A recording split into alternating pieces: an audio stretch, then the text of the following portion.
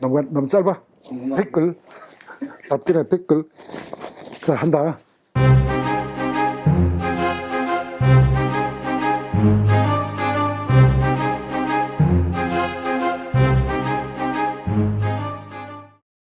자, 두음법칙이 이제까지 설명드린 정도의 폐단이 있다면 그만도 다행인데요. 또 있습니다. 이렇게 큰 많은 문제가 있는가 하고 여러분들 놀라실 겁니다. 첫 번째로 각종 기기 사용에서 비경제적이며 불합리하다. 특히 컴퓨터로 또 많이 활용을 하고 그 다음에 스마트폰으로도 많이 활용을 하죠. 자, 먼저 컴퓨터에서 한글의 한자 변환에는, 한자 변환 아시죠? F10을 누르거나 뭐 한자로 한글 써놓고 한자로 바뀌죠.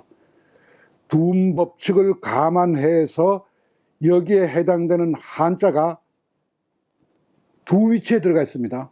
무슨 뜻인가 하면 난초 난자 그러면 난에도 들어가 있고 란에도 들어가 있습니다. 주로 리을과 니은이 성모로 이루는 글자들이 거의 다입니다. 예를 들면 리, 뭐 오얀리자, 이칠이자, 거물려자, 난초난자, 떨어질 낙자, 수풀림자 등과 니은의 계통은 녀, 뉴, 뇨 등이 양쪽에 들어가 있어요. 쓰는 사람 입장에서 편리할지 모르지만 왜? 난 이건 난인 줄 알고 썼는데 난에 있네 갖다 쓰면 되고, 난 이건 란인 줄 아는데 보니까 란에도 있네 쓰면 편한지 모르죠. 그러나 동음 이자의 경우 당연히 달리 배치되어야 하나 두음법칙이라는 이유로 같은 글자의 하나의 음인 글자를 두 곳에 이중적으로 배치함으로써 매우 비효율적입니다. 이는 원음에 해당하는 한 곳에만 있어도 얼마든지 사용이 가능하며 도리어 은연중에 이 글자의 원음이 이것이었구나 라고 학습 효과도 유도할 수 있습니다. 이들을 두 위치에 배치함으로써 양쪽 다 배치함으로써 첫 번째, 학습자에게는 원음에 대한 혼란을 야기합니다. 이게 원음이 뭔지 모르게 만들어 놨어요. 둘째, 사용자에게는 이중 부담을 줍니다. 그 다음에 컴퓨터 폰트 제작의 이중적인 노고와 공간의 비효율적 점유를 합니다. 예를 들면 그런 글자 다 빼면 한자가 네모칸에 나타나는 게 글자 적어지겠죠. 적어지면 어떤 현상이 일어나죠? 내가 찾기 쉽죠. 훨씬 글자 몇 개 안 되니까. 그 다음에 변환의 이중적 번잡성 등의 부정적인 효과를 처리합니다.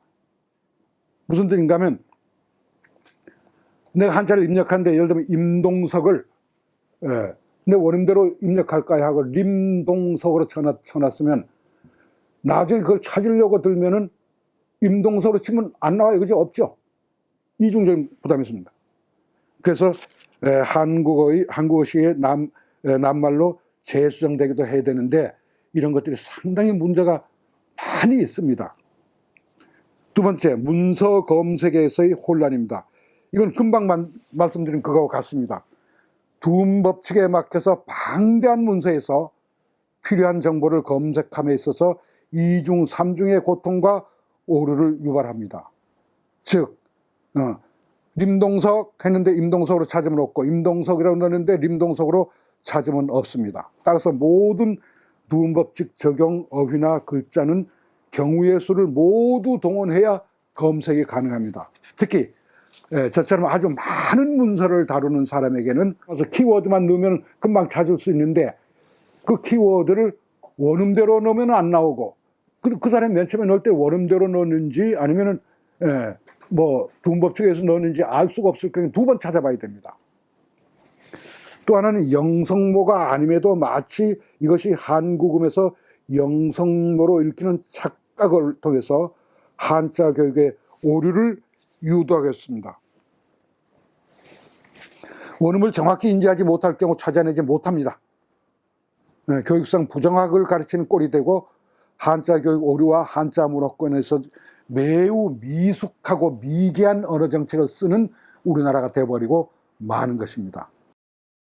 세 번째는 한어 특유의 언어 현상을 파괴시키고 있습니다. 두음법칙 때문에.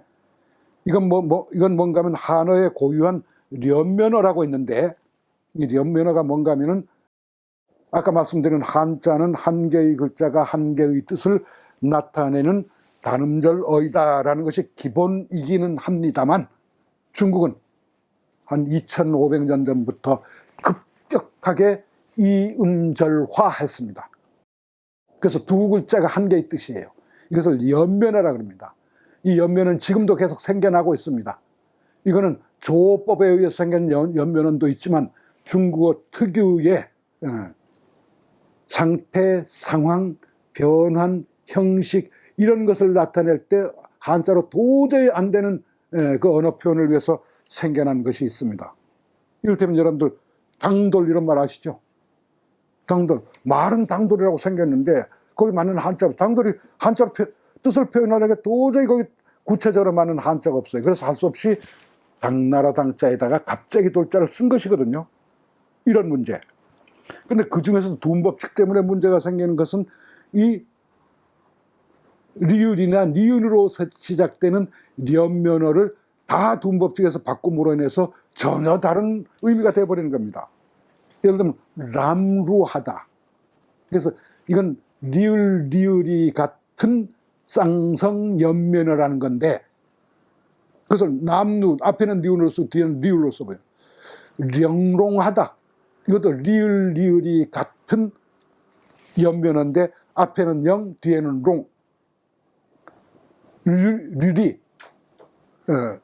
뭐 여러분 유리창 할 때 유리인데 이것도 류리거든요. 중견 인명, 지명, 조수, 초목, 그다음 외국에서 들어오는 물건들, 이런 물건들은 거의가 다 이 쌍성연면어나 처분연면어로 바꿨어요. 예를 들면 감남이라든지 뭐 나라 이런 것들은 숙식, 말간, 말갈, 달단, 뭐 다 보세요. 거의가 다 류구, 다 쌍성이나 처분연면어로 써서 연면을 만드는데 거기에 음까지 같이 연관성을 두는데 이것이 다 파괴된다는 겁니다. 수없이 많습니다. 이것은 언제 제가 연면어를 말씀드릴 때 한번 제가 설명을 해드릴게요. 그러면 아, 이게 이런 거구나라고 이해를 하실 수 있을 겁니다. 그 다음에 외래어, 특히 외국어와의 불평등입니다. 무슨 얘기인가 하니 한자음에만 두음법칙을 사용하기 때문에 거기서 발음을 전혀 엉뚱하게 하는 것에 대해서는 아무런 어떤 의식을 하지 못하면서 다른 외국의 두음법칙을 적용한다면 어떻게 될까요? 예를 들면 영어라든지 뭐 아니면 다른 나라 뭐 아랍어라든지 뭐 기타 등등 뭐 일본어라든지 이런 어를 우리가 받으면서 그걸 두음법칙에 적용한다. 그럼 어떻게 될까요? 적용 안 하죠. 적용 안 하는 일은 뭡니까? 아, 우리 민족 그거 다 발음해. 이런 원칙입니다. 근데 한자만 우리 민족이 그렇게 발음 못해. 이거 미개민족입니까, 우리가? 통탄할 일입니다. 제가 보세요. 순수 국어에서 고정적이거나 획일하지 않은 두음법칙은 굳이 한자어에만 일관되게 강조하는 것은 문제가 커도 보통 큰 게 아닙니다. 왜? 특히 오늘날 같은 글로벌화에 개방된 시대에 하루가 다르게 쏟아져 들어오는 외국 문물과 그를 따라 들어오는 외래어 혹은 외국에는 전혀 이를 사용하지 않고 있으며 나아가 여기에 두음법칙을 적용한다면 엉뚱한 일이 벌어지고 말 것입니다. 첫 번째, 이를테면 런던을 런던이라고 발음한다거나 로스앤젤레스를 노스앤젤레스로 한다거나 뉴욕을 뉴욕이라고 한다거나 링컨을 잉컨이라고 한다거나 로마를 노마라고 한다거나 르네상스를 르네상스라고 한다거나 럭키를 럭키, 람보를 남보, 르완다를 르완다, 라오스를 나오스, 리차드를 이차드, 로널드 트럼프를 노널드 트럼프, 일본의 니가타를 이가타, 리비아를 리비아로 표기하거나 발음한다면 대뜸 화자의 국악 문제가 있는 거 아니야? 라고 여기가나 청자인 내가 이거 잘못 들은 거 아니야? 정치 능력에 내 문제 있는 거 아니야? 내 귀가 문제 있는 거 아니야? 이렇게 할 겁니다. 안 하죠. 안 하는 이유는 금방 뭐라고요? 아, 우리 민족 다 발음하고 다 들어요. 우리 언어에서.